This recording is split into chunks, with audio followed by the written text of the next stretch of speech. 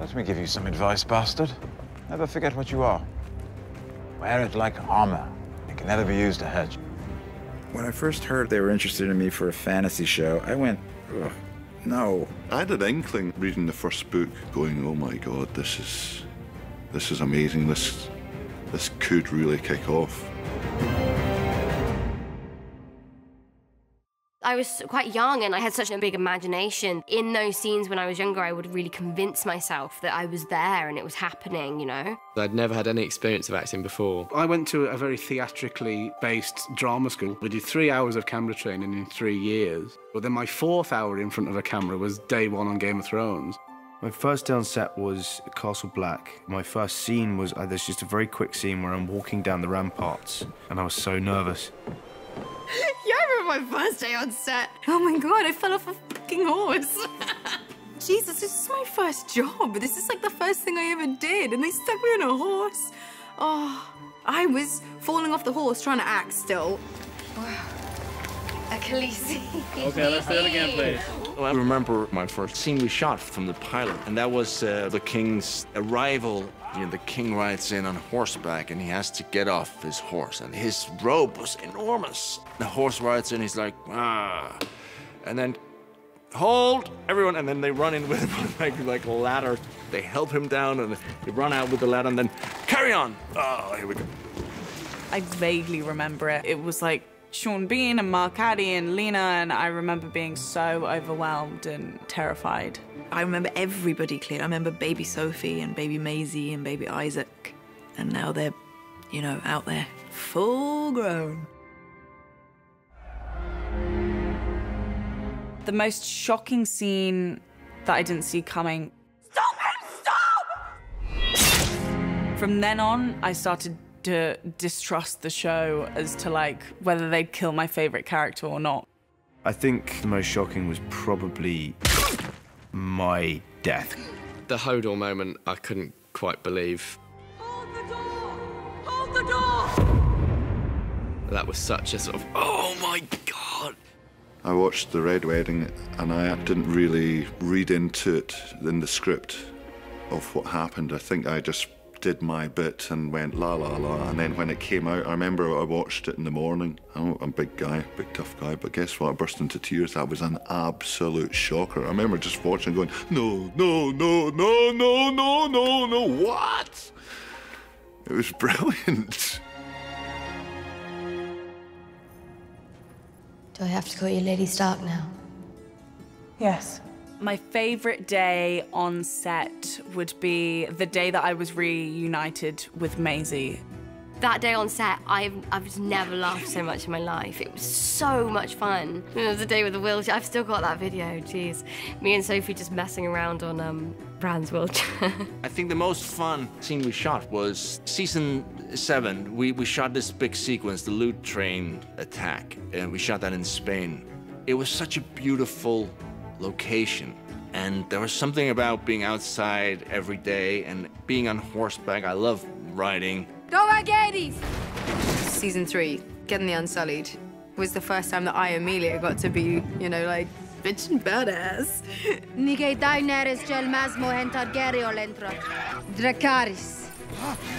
It was really cool.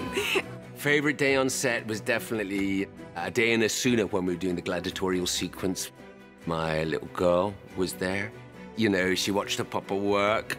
David said, oh, you know, come sit here, you can call it. She was like, action! The fight between the Hound and Brienne of fucking Tarth. We'd studied and trained for that a long time, and when it all came to fruition, that was just fantastic. Iceland, season 2, the first day we were there. That was my favourite day on Thrones. I'd never been to a more beautiful place in my life, and it was special for so many reasons. And it was the scene where I was not able to behead Ygritte. Strike hard and true, Jon Snow. My favourite actor to work with was Rose Leslie. There was something really special about working with Rose. You know, I really, really enjoy working with John Bradley. He saw this in a vision. I really enjoyed the scene with Mark Addy way back in season 1, just because it was so intense, and I was like pages and pages long, and it was really unexpected from those two characters. Sometimes I don't know what holds it together. Our marriage. There's an ease that I get with acting with Ian Glenn, because he's been my pal the whole time. There's been my buddy. And the most beautiful thing about Emilia, she has no idea how good she is. She genuinely has no idea. And she still has no idea.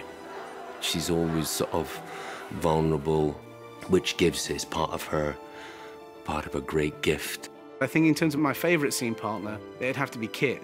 Kit was the first person I ever had an acting relationship with because it was my first job. I think that the friendships that you form when you are a bit scared and a bit uncertain and treading unfamiliar ground, they're the ones that tend to stick because you cling on to each other for support. Sansa, come here, little dove. I always loved working with Lena. What are you doing? Praying. You're perfect, aren't you? Praying. Just watching her and learning from her was the best drama lesson I could have ever hoped for.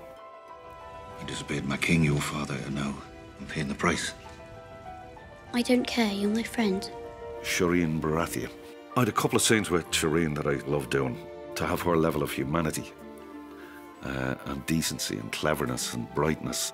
He just treats her as an equal, and I really like that aspect of the relationship that they had. I really miss Charles Dance, who played my father, Tywin Lannister. We had such a great chemistry and a great friendship. Tyrion. Despite our on-screen relationship. I'm very fortunate to work with the greatest cast. Everybody is so professional and so incredibly kind and generous to their fellow actors. Everyone involved is like a family, and it's a family that amazingly still laughs and gets on with each other 8, 9 years in. There's been no assholes, no people, divas, there's been nothing, not even a suggestion. When it's all said and done, I'll miss the dynamic of the show, because there's nothing like this show. I mean, Game of Thrones means my 20s. I started this job when I was 22. And I am not 22 anymore. Game of Thrones is my entire career. I think I am going to have a hard time saying goodbye to Sam. It's going to be very hard to say goodbye to play Tyrion. I will miss simple things like walking on to set for the first time each year in your new bits of costume and just knowing you're part of something which is sort of at the centre of attention. Yeah, it's going to be very strange without it. It's been 8 years. I'll tell you what I won't miss. Walking around with half a fucking beard 3/4 of the year.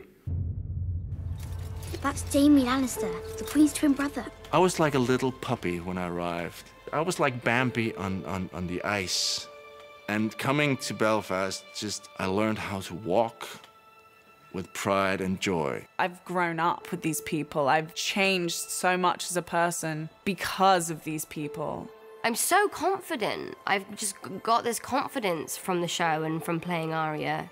I really feel like I just want to inject that into each and every person that I know and love, but then also any girl that admires the work that I do. The journey that I've been on with Daenerys, it's sharpened me as an actor. It's shown me the range that I can do, and because of the heights that she goes to, it's forced me to find them within myself. Game of Thrones has been such an education for me in everything.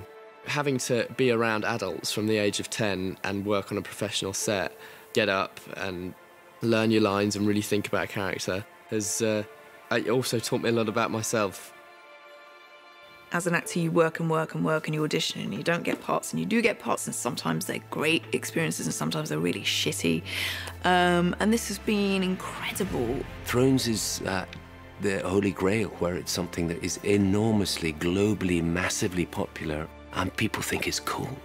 You know, people are always trying to copy things or do variations of things. It's rare you get something which is a completely original fantasy. It's the most realistic show that I've ever done that also happens to have dragons and dead people walking around in it. I think a lot of fantasy is heavy on the dragon and light on the character.